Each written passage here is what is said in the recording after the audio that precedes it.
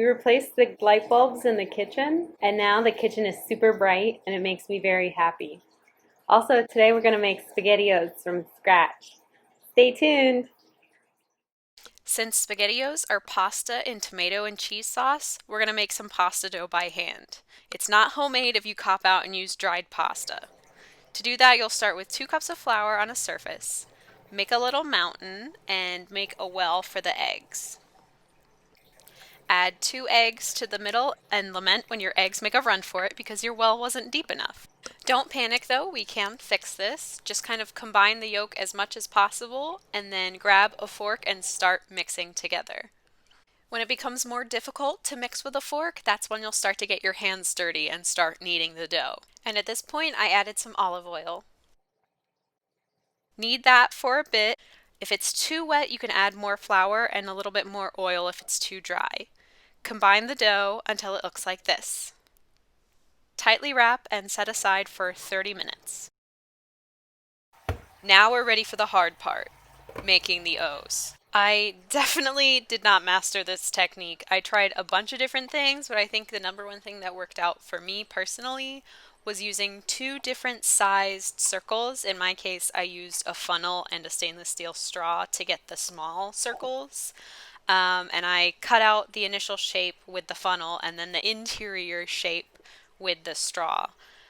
This took forever, and I also, in my mind, thought SpaghettiOs were more sauce than pasta, so I thought I could get away with not making that much, and I ended up having to go back and make more once I opened the can and saw that was not the case.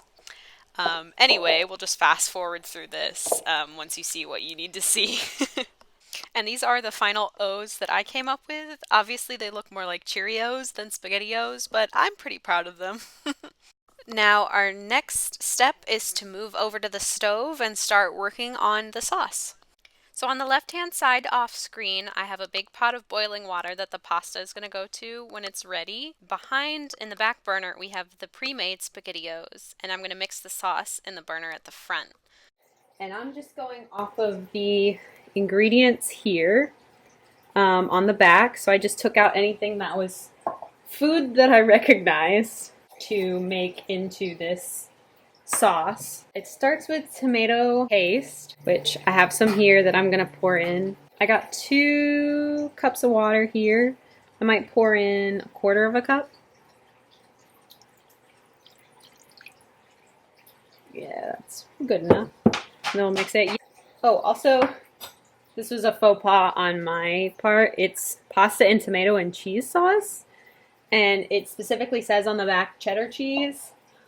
But I forgot to get cheddar cheese. I got mozzarella instead. So we're gonna veer a little bit off. All right, so we have the tomato puree with the water and tomato paste, salt, enzyme modified cheese, dash of salt,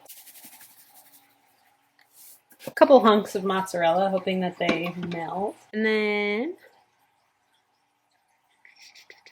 water, vegetable oil. So we'll add in a dash of water over the cheese to kind of saturate that. Vegetable oil. I want to say this will be about maybe a tablespoon. I don't know. I'm completely eyeballing in case that wasn't obvious. Milk. You guys know from my other videos, I like almond milk. Well, I recently switched over to oat milk because I hear it's better for the environment. And it's not bad. Definitely it's something I had to get used to for sure. All right, I feel like that's a lot of milk. I think I'll turn the heat on now and start letting it bubble up a little bit because I really want this cheese to melt before the pasta goes in. And there's also butter. So I'm gonna let the cheese sauce sit on the stove for a little bit and let everything combine. And once the water is boiling, I'm gonna go ahead and put in the pasta and let that overcook. Because it's like store-bought, canned pasta, we're not going for like perfection. We're going for like trash, like snack food quality. So I'm gonna go ahead and boil it past al dente. and also check on the sauce every now and again, make sure our cheese is combining. Thankfully, I noticed it was. And yeah, we're just gonna skip ahead to when everything's combined and the sauce is ready to have the pasta added to it. So both SpaghettiOs concoctions are ready. We're ready to add the pasta to the sauce. So I'm going to go ahead and do that and let it cook for like a minute or so all the flavors can combine, and then I'll be ready to serve it. And we're going to do a little blind taste test to see if I nailed it or if it's just absolutely too far off. I mean, just compare the two right now. Obviously, I didn't make enough pasta. You see my dilemma, but they look pretty similar, not like dead on, but I'd say it was pretty close. What's your name? Cool guy Steve. Do you know what you're doing today? I'm eating Eating what? SpaghettiOs. Close your eyes, sir. They are closed. You're right-handed, right? I can eat with both. They're on, so there's one on your right side, and be careful, they might still be hot. My SpaghettiOs are on the left side, and the real SpaghettiOs are on the right side. I'll take the right one first. Okay. Yeah, blow on it.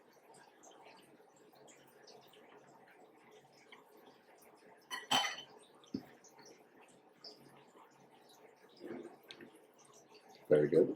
Do you have a guess? Yes. Well, It's so difficult, right?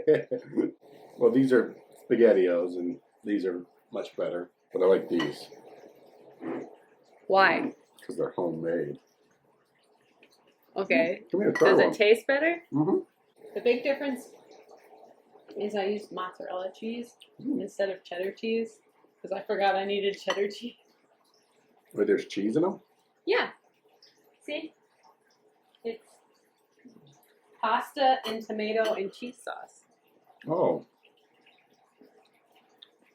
I didn't know that either. I just thought it was tomato I had sauce. no. Yeah, I thought it I'm was glad I bought the can.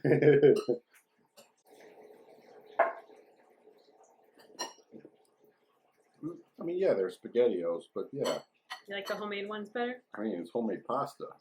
You heard it here first, folks. Alright, here are some of my final thoughts. First of all, yes, it was very obvious that the homemade SpaghettiOs were not SpaghettiOs. But it was better, in my opinion, and somebody else's. The flavors were different, but similar at the same time. Maybe they would have been more alike if I had used cheddar cheese in the homemade version versus mozzarella.